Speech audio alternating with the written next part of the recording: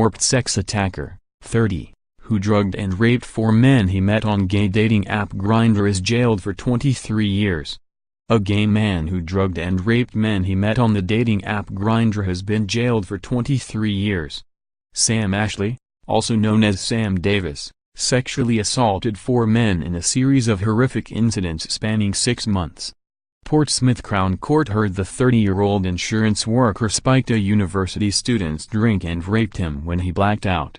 The student in his 20s said forceful Ashley had sex with him while he dipped in and out of consciousness and was concentrating on trying to figure out where I was and just stop the room spinning.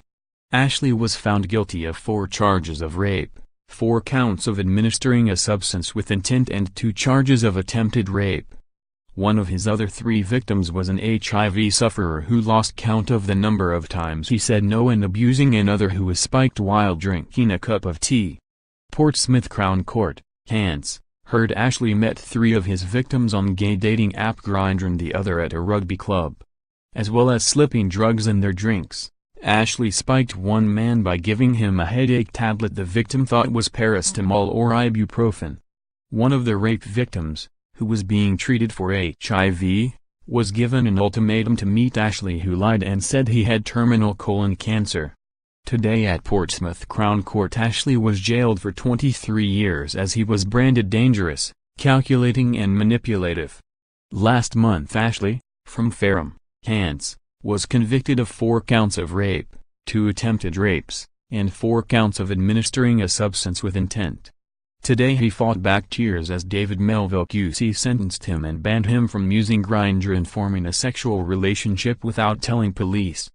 Judge Melville QC said, "You made every step which was needed, so far as you saw it, in your warped way of thinking in order to overcome their reluctance and allow you to get up close when their barriers were down.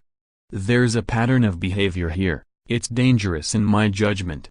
There you are, just imagine. You found it possible to get those drugs, you used them when you wanted to on innocent victims, one of whom was already seriously ill. You took serious advantage of them, and of course that was repeated on 4 occasions, all put into effect to make it easy for you by the use of the Grindr website, an easy way to meet those in the gay community. And of course if you met with reluctance you had a wheeze, a final one, you told them you were dying of cancer. This was calculated behavior, it was deliberate and awful." During the trial, the court heard from Ashley's victims. The university student said Ashley poured him a glass of strawberry and lime Copperberg as he watched football on TV at Ashley's then home in Portsmouth. In a video played to jurors, the student said, "I had a couple of sips, it wasn't even a quarter of the glass. I sort of felt a bit shaky and wobbly then. Not starting to spin but like I was on a boat in the middle of the sea. We kissed and it went blank. The next thing I remember, he was behind me and we were having sex. He was quite forceful and I remember I sort of gripped the pillow and I was more concentrating on trying to figure out where I was and just stop the room spinning.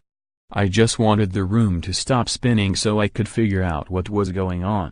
Things went black again and he was pushing my head down onto his penis."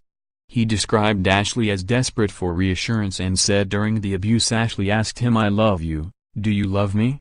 One complainant, who met him on Grindr, said he felt unwell after drinking tea with Ashley and woke up to discover sex toys laying on the bed which were used on him.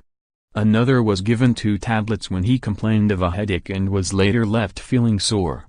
It was also revealed in court Ashley had been convicted in 2013 of 2 charges of indecent assault against a boy under the age of 14. Detective Inspector James Stewart, from Hampshire Constabulary, said outside court, "Samuel Ashley is a dangerous, calculating and manipulative individual who committed some of the most serious offenses against multiple victims."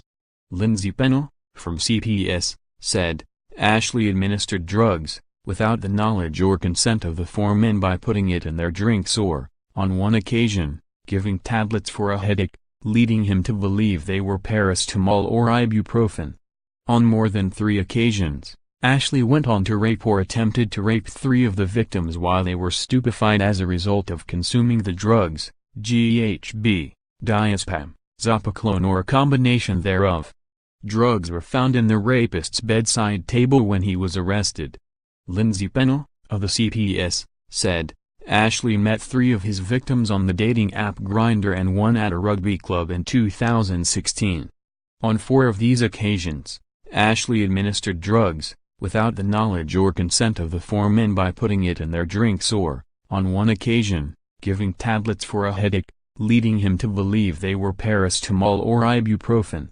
On more than 3 occasions, Ashley went on to rape or attempted to rape 3 of the victims while they were stupefied as a result of consuming the drugs, GHB, diazepam, zopiclone or a combination. Ashley denied all 10 charges, but the Crown Prosecution Service worked closely with the police to build a strong case to include the victims' accounts and expert evidence from a consultant toxicologist, which saw the jury return guilty verdicts. I would like to commend the victims for their courage in coming forward and for supporting the prosecution.